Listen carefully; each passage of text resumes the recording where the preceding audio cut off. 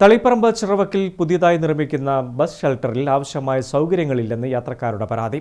ഇവിടെ ഉണ്ടായിരുന്ന പഴയ ബസ് കാത്തിരിപ്പ് കേന്ദ്രം പൊളിച്ചു നീക്കി ആധുനിക സംവിധാനങ്ങളോടെയുള്ള ബസ് കാത്തിരിപ്പ് കേന്ദ്രം നിർമ്മിക്കുമെന്നായിരുന്നു അധികൃതരുടെ വാഗ്ദാനം.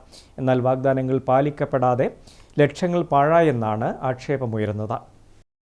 ദേശീയപാതയിലെ ചിറവക്ക് ജംഗ്ഷനിൽ അക്കിപ്പറമ്പ് സ്കൂളിന് സമീപത്തായി ആലക്കോട് ശ്രീകണ്ഠാപുരം പയ്യന്നൂർ ഭാഗത്തേക്കുള്ള യാത്രക്കാർക്കായി മുൻപ് ബസ് ഷെൽട്ടർ നിർമ്മിച്ചിരുന്നു.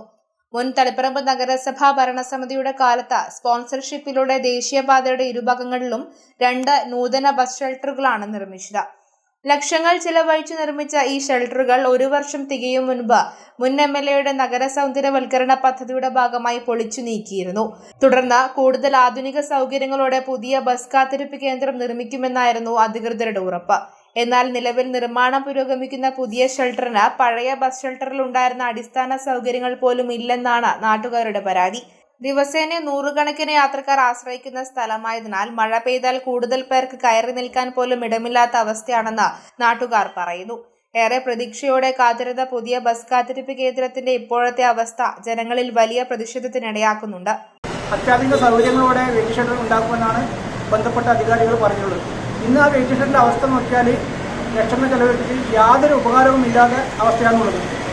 ബസ്സിന് കാത്തു നിൽക്കുന്നവർക്കോ അതുവഴി പോകുന്ന വിദ്യാർത്ഥികൾക്കോ യാതൊരു ഗുണവും ആ വെയിറ്റിംഗ് ഷെൽട്ടറോട് ഇല്ല. ഇത് ബന്ധപ്പെട്ട അധികാരികൾ ഈ വിഷയം പഠിച്ച് ഇതിനൊരു ശാശ്വത പരിഹാരം കാണണമെന്നാണ് ഈ വിഷയവുമായി ബന്ധപ്പെട്ട് പറയുന്നത്. യാത്രക്കാരുടെ ബുദ്ധിമുട്ടുകൾ മനസ്സിലാക്കി അധികൃതർ ഇടപെട്ട് മികച്ച സൗകര്യത്തോടെയുള്ള ബസ് കാത്തിരിപ്പ് കേന്ദ്രം നിർമ്മിക്കണമെന്ന ആവശ്യമാണ് ശക്തമായിരിക്കുന്നത്. News bureau, Taliparamba.